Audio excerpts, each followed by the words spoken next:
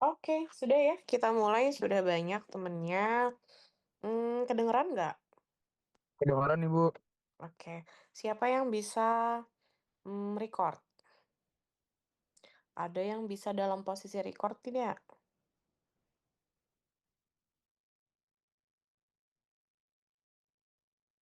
Ibu jadiin co-host kalau bisa.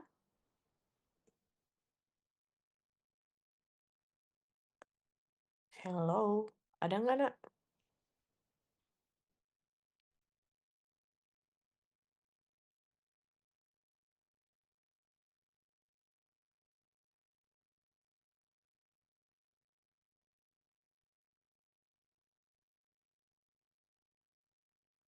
Siapa bisa? Ada yang bisa? Nanti temennya nggak ada yang record ini berarti.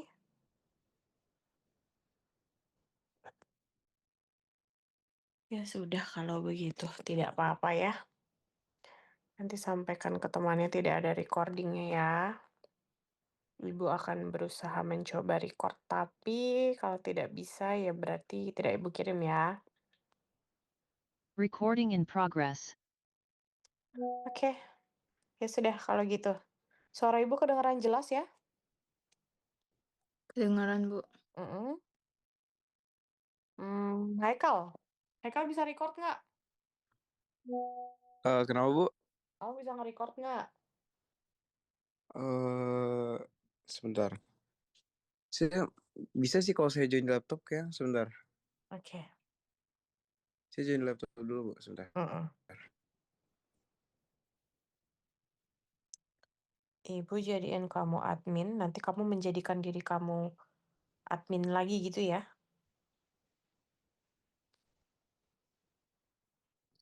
Gimana Bu? Ibu jadiin kamu admin nih, Mm-mm. jadi Oh nanti saya co-host. Nanti kamu ini yang di ACC-in akun yang akun kamu yang satunya lagi. Gitu ya. oke. Siap Bu. Oke. Oke, kalau gitu Ibu mulai. Hari ini pembahasannya tentang pembelahan sel ya, karena yang sebelumnya itu Ibu udah yang satunya lagi. Apa tuh? Mulai dari sejarah, struktur, dan lain sebagainya itu sudah. Ibu ingatkan ulangannya 25 soal, 20 soalnya pilihan ganda, 5 soalnya lagi adalah esai ya. Esainya esai sedikit panjang. Waktu pengerjanya 45 menit. Soalnya ya sewajarnya biasanya Ibu bahas di kelas. Kurang lebihnya sama. Salah. Ini struktur ya. Ini reproduksi sel. Oke, kita bahas ya tentang reproduksi sel. PPT-nya di mana, Bu? PPT-nya udah ada di LMS. Jadi kamu silahkan untuk cek LMS-nya kalau mau belajar dari LMS ya. Nah, Ibu ke reproduksi sel. Jadi ini jadi materi terakhir ya. Reproduksi sel nanti apa saja, Bu, yang kita pelajari? Satu, kalau misalnya reproduksi sel itu tentang perbedaan amitosis, mitosis, dan juga meiosis. Apa nanti yang jadi highlight? Yang pertama adalah pembelahannya, prosesnya bagaimana. Tuh. Oke, lanjut ya. Oke, yang ini tahapan mitosisnya yang sesungguhnya. Dimulai dengan tahapan yang kita sebut dengan profase. Nah, ini adalah gambaran profase awal nih. Oke, kalau di tahapan profase awal yang terjadi sebenarnya apa? Yang terjadi adalah kromosom tuh terbentuk dengan jelas. Jadi ada pemadatan DNA sampai dia menjadi kromosom. Kromosom tuh strukturnya kayak gini nih, kamu bisa lihat. Kromosom tuh bentuknya kayak huruf X. Nah, mungkin tadi di kelas yang sudah belajar pembelahan sel, Ibu sudah bilang ya. Jadi gini, kita itu di dalam tubuh kita, di dalam sel, selnya di dalam intinya ya, itu kita akan punya DNA. DNA kan bentuknya dulu belajar namanya double helix ya. Double helix DNA.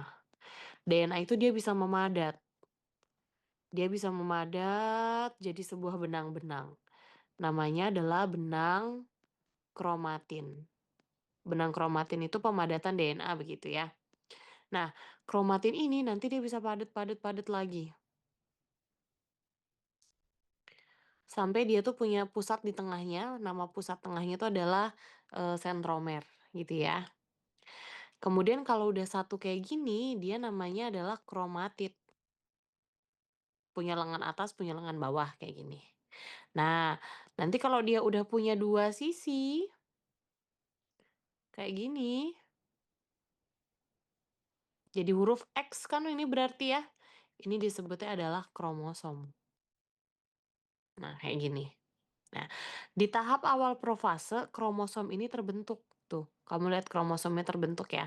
Tadinya ini hanya benang-benang DNA, kemudian di tahapan profase yang terjadi adalah pembentukan kromosom ini memadat semuanya. Nah, kemudian ada bagian dari struktur sel itu yang fungsinya adalah untuk pembelahan sel. Namanya adalah sentrosom. Nah, sentrosom itu adalah kalau misalnya ada 2 gitu ya, kemarin kalau misalnya satu-satu namanya adalah sentriol gitu. Di tahapan profase, sentriol ini dia akan ke arah kutub yang berlawanan kayak gini. Ada 1 sentriol, 2 sentriol di sini. Kemudian masing-masing sentriol dia menjulurkan sebuah benang, namanya benang spindel.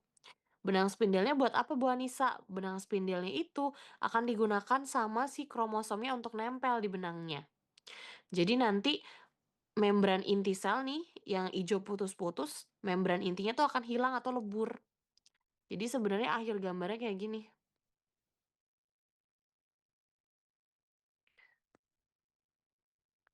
Ini nanti ada kromosomnya di sini. Nah, jadi dia membran intinya hilang, kromosomnya nempel ke benang spindelnya kayak gini. Ini namanya tahapan profase. Jadi akhir dari profase sekali adalah gini. Tapi yang perlu kalian lihat adalah kromosomnya itu tersebar di seluruh benang spindelnya dengan urutan yang suka-suka dia.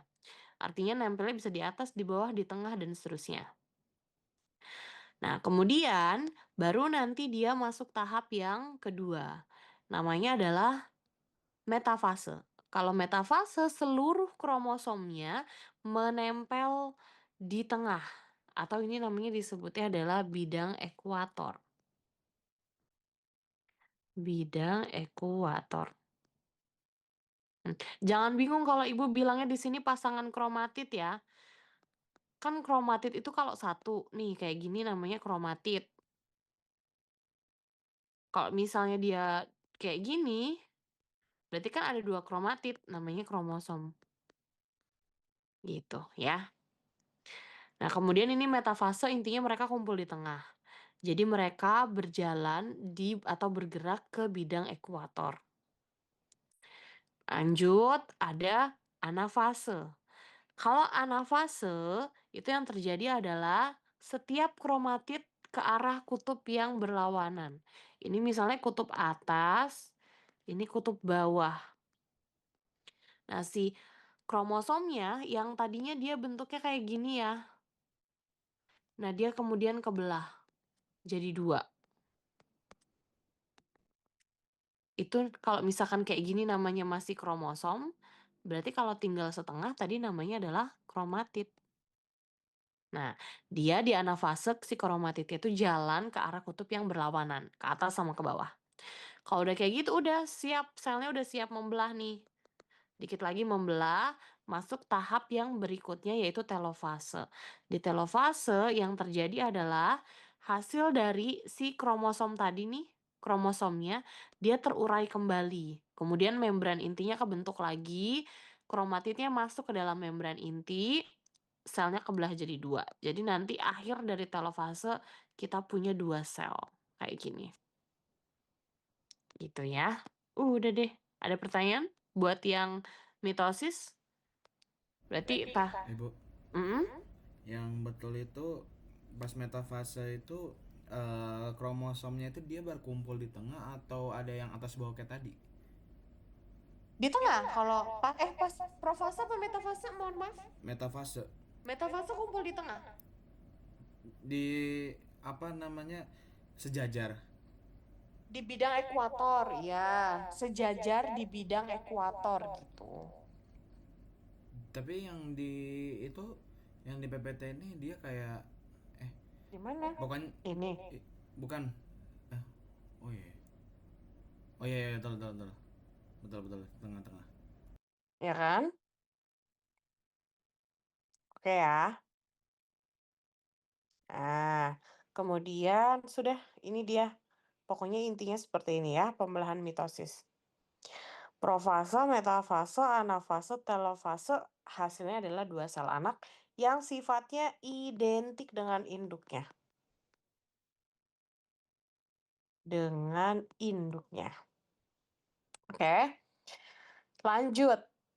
Terakhir, mitosis ada yang mau ditanyain dulu nggak?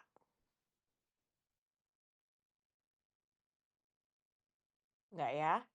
Lanjutnya adalah meiosis. Oke, kalau meiosis itu adalah pembelahan yang terjadinya di sel reproduksi. Berarti kalau sel reproduksi contohnya adalah sel telur sama sel sperma. Inilah proses yang terjadi kalau pada perempuan berarti di ovarium, kalau pada laki-laki berarti ada di testis ya. Ovarium yang dihasilkan perempuan, ovumnya ya atau sel telurnya ya yang dihasilkan sama perempuan itu hasil dari pembelahan sel induk sel telur. Jadi sel telur tuh punya induk namanya tuh kan kalau sel telurnya kita kenalnya istilahnya ovum gitu ya. Nah, induknya tuh namanya oogonium. Kalau sel sperma dia juga punya induk. Induknya namanya adalah spermatogonium.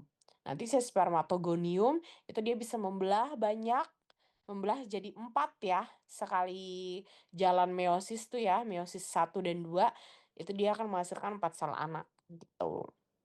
4 sel anak itu yang ketika matang, maka sama laki-laki dikeluarkan sebagai sel sperma namanya. Kalau pada wanita namanya adalah sel telur kayak gitu. Oke. Nah, kalau misalnya meiosis, bedanya dengan mitosis adalah pembelahannya terjadi 2 kali. Nih, pembelahannya terjadi 2 kali. Jadi ada satu sel induknya itu membelah menjadi 2. Setiap anak dari sel induk ini membelah lagi. Makanya sifat dari pembelahan meiosis itu adalah setengah dari induknya. Gitu ya. Tujuannya menghasilkan sel gamet atau tadi sel reproduksi itu. Maka kalau setengah dari induknya jumlah kromosomnya itu jumlahnya N. Setengah dari 2N. 2N-nya kan tadi yang punya induknya kan. Kalau punya anaknya berarti setengah dari 2N-nya. Gitu. Sifatnya maka setengah juga dari induknya. Ya. Tahapannya apa saja, Bu? Gitu. Ibu jelaskan tahapan meiosis tanpa adanya profase dibedah ya. Nanti mungkin kalau misalkan kalian pernah belajar, ada istilah di profase itu namanya adalah leptoten, kemudian atau leptonema ya namanya. Ada zigoten, kemudian apa lagi? Leptoten, zigoten, diakinesis, gitu-gitu. Pakiten, itu ibu loncat dulu atau ibu skip dulu karena ini akan diulang lagi pas waktu kelas 12 ya. Jadi yang ada di sini dulu saja. Nah, ini adalah meiosis. Tahapan yang pertama, tadi Ibu bilang ya, kalau meiosis itu dia akan mengalami 2 kali pembelahan. Jadi pembelahan meiosis 1 sama pembelahan meiosis 2. Meiosis 1 nanti dia mengalami profase, metafase, anafase, telofase yang pertama. Nanti meiosis 2 diulang lagi, terjadi lagi. Profase 2, metafase 2, anafase 2, telofase 2. Gitu. Oke? Bu, Yang apa, Gev? mohon maaf izin bertanya. Jadi meiosis pertama ini tuh hasil pembelahan pertama kan berarti? Hasil pembelahan pertama, maksudnya gimana? Oh, oh enggak, saya kira kan itu kan pembelahan terakhir kan nanti kan jadi 4 ya kalau meiosis itu. Mm-mm. Saya Mm-mm. em, saya kira apa namanya, kayak pembelahan pertama kan awalnya 2 dulu itu, Mm-mm. saya kira itu meiosis pertama. Mm-mm. Terus oh gitu ya. Mm-mm. Terus itu kan masih 2 kan. Nah Mm-mm. terus habis itu Duanya ini dibelah lagi jadi 4, itu meiosis yang kedua. Betul, Oh, oke oke. benar. Ini kan punya sel induk nih, sel induknya akan masuk profase 1. Nanti dia akan mengalami tahap sampai dia menghasilkan 2 sel anak. Tapi setiap sel anak dari meiosis yang pertama, ini hasilnya yang ada di sini, itu akan membelah. Masing-masing akan membelah untuk melanjutkan meiosis yang kedua, sehingga nanti menghasilkan 4 sel anak, gitu ya. Betul yang dibilang sama Geviano tadi. Nah, kita ke meiosis yang pertama dulu. Tahapnya sama, yang pertama disebutnya adalah namanya profase. Tapi bedanya adalah seperti ini. Kalau di mitosis tadi kita bermulanya yang menempel di benang spindel, istilah yang digunakan itu adalah kromosom karena dia cuma satu. Tapi kalau di meiosis, si kromosom ini saat tahapan profase dia mengganda. Jadi ada dua, kayak gini. Kalau dua seperti ini, kita sebutnya namanya adalah kromosom homolog. Karena ada dua kromosom yang saling nempel. Satunya namanya kromosom, kalau jadi dua namanya adalah kromosom homolog ya. Dia membentuk tetrat nih atau jadi 4. Kalau kalau di kimia tuh ada bangun molekul yang kayak tetrat kan. Pernah belajar nggak sih kalian pas waktu kimia? Itu sama bentuknya kurang lebih kayak gitu. Atau disebutnya lagi namanya makanya tetrat kromosom. Tapi kamu inget-ingetnya yang satu ini aja, yang kromosom homolog karena ini lebih sering dipakai istilahnya. Nah, si kromosom homolog itu terbentuk di tahap profase, kemudian di tahap profase ini juga si kromosom homolog itu menempel di benang-benang spindelnya. Nah, jadi ada di sini. Ingat tapi dia ada 4 ya kakinya. Nah, kayak gitu. Biru. Nah, kayak gini. Itu tahapan profase 1. Jadi yang terbentuk di profase 1 itu adalah kromosom homolog. Kromosom homolognya terletak di benang spindel. Jadi kayak gini. Tapi di posisi yang belum beraturan. Baru masuk metafase 1 setelah itu. Di metafase 1 berarti sama ya. Kromosom homolognya berkumpul di bidang ekuator atau sejajar di bidang ekuator nih. Kayak gini. Setelah sejajar, baru nanti dia akan masuk tahap yang berikutnya, namanya adalah tahap anafase. Kalau tahap anafase berarti kromosom homolognya berpisah menuju kutub yang berlawanan. Kalau kromosom homolog berpisah, berarti salah satu sisinya ini namanya apa nih yang tertinggal di sana di anafase? Ini kan berarti setengah dari kromosom homolog kan disebutnya kromosom kan? Kalau ini tadi kan dia yang ini nih 4 atau dua kromosom gitu ya, nempel namanya kromosom homolog. Berarti kalau dia pisah lagi namanya jadi kromosom. Nah, di anafase 1 kromosom homolognya tuh pisah. Jadilah dia namanya kromosom. Gitu. Nah, masing-masing kromosom akhirnya membelah nih di tahapan telofase 1.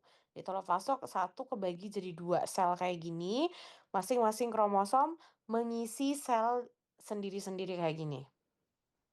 Nanti setiap sel hasil telofase, maka dia akan melanjutkan ke tahap yang berikutnya namanya meiosis.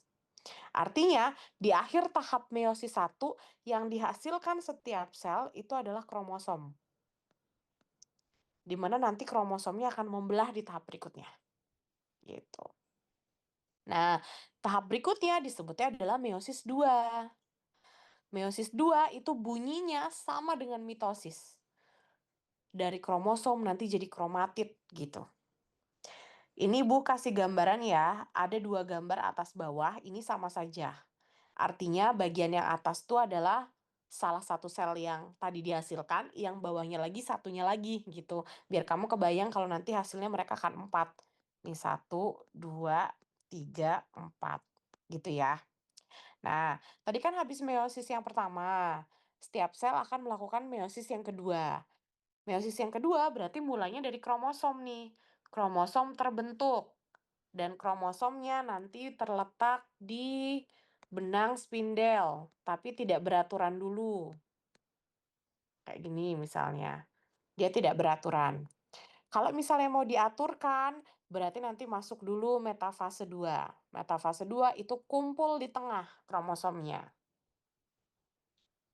Yang selanjutnya adalah anafase 2. Kalau anafase 2 berarti kan kromosomnya terpisah. Kalau kromosom terpisah disebutnya maka kromatid. Nih, artinya kromatid berjalan menuju kutub yang berlawanan. Itu anafase 2. Baru nanti telofase 2. Kalau telofase 2 berarti terjadi pembagian sitoplasma atau selnya kebagi jadi 2 betulan. Gitu. Habis itu nanti jadi deh 4 sel berarti.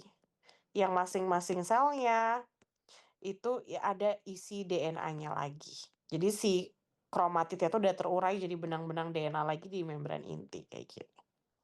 Selesai. Kemudian nanti setiap si sel telur ini, kalau ini sel telur ya, maka nanti yang akan dipakai. Kalau yang laki-laki berarti ini dihasilkannya sel sperma nih ada 4 gitu. Udah itu aja. Ada pertanyaan? Ini nggak usah ya. Ini nggak Ibu masukin. Bu Nisa. Hmm? Jadi kesimpulannya kalau em, kalau apa namanya meiosis yang pertama itu kan ada kromosomnya itu homolog ya Bu ya namanya. Hmm. Itu berarti kan ada apa kayak dua kromosom yang berbeda nggak sih? Itu kayak perumpamaannya tuh kromosom merah sama kromosom biru gitu. Tapi Berarti dia homolog ya. uh, itu masih nempel ya, masih Mm-mm. dua gitu. Mm-mm. Berarti yang berarti berikutnya apa namanya pas tahap anafase itu dia udah jadi kromosom original gitu ya. Betul. Berarti ini kan berarti kan kromosom utuh. Tapi kalau misalnya pas meiosis 2 itu itu ini ya kromosom aja gitu. Kromosom di tahap profase 2-nya berupa kromosom. Kromosom Tapi biasa. di anafase dia berpisah kan kromosomnya. Kromatid. Kalau berpisah jadinya kromatid, betul. Hmm. Habis itu kromatidnya, kan dia udah beneran pisah nih, di telofase kebagi jadi 2. Hmm. Nah, nanti si kromatidnya terurai lagi jadi DNA, benang-benang DNA gitu. Itu yang fase apa? Yang jadi benar-benar DNA. Di telofase. Tahu Jadi fase. kalau pas waktu di telofase, misalnya tadinya gini nih, di sini ada kromatid gitu ya. Nanti lama-lama kromatidnya terurai jadi benang-benang aja gitu. Udah deh, selnya habis itu bisa kita pakai gitu. Ini hasil pembelahan apa namanya kromosomnya. Hasil pembelahan selnya nih, kan ada 4. Kalau laki-laki, 4-empatnya dia fungsional, jadi masing-masing jadi sel sperma ya. Tapi kalau pada perempuan, itu walaupun dihasilkan 4 sel hasil dari meiosis, sebenarnya yang jadi sel telur kamu, beneran gitu ya, itu hanya 1. Jadi yang 3 ini tereduksi nanti, gitu. Itu pengetahuan aja, gitu. Oke, ada pertanyaan lagi? Dari yang lain mungkin? Atau sudah paham?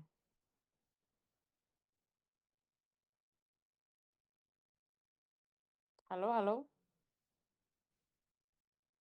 Kalau sudah paham, kasih jempolnya kalau begitu. Nah, kan kayak gitu enak, berarti kita bisa ulangan kan, maksud Ibu. Oke, kalau begitu, kalau sudah tidak ada pertanyaan, mudah-mudahan yang Ibu bisa, Ibu, ini ya, apa namanya, bisa Ibu convert. Oke, kalau begitu, kalau sudah tidak ada pertanyaan lagi, selamat ujian di pekan ini. Semoga mendapat nilai yang maksimal, gitu ya. Semoga kalian berhasil di percobaan yang pertama, jadi tidak perlu ada kegiatan remedial, gitu ya. Kalaupun ada kegiatan remedial, remedialnya Ibu jadwalkan di luar jam pelajaran. Jadi setelah belajar sel, langsung belajar peredaran darah, begitu ya. Oke, itu aja dari Ibu hari ini. Semangat semuanya, semoga ulangannya nilainya bagus-bagus semua, amin. Sekian dari Bu Anissa, terima kasih. Wassalamualaikum warahmatullahi wabarakatuh.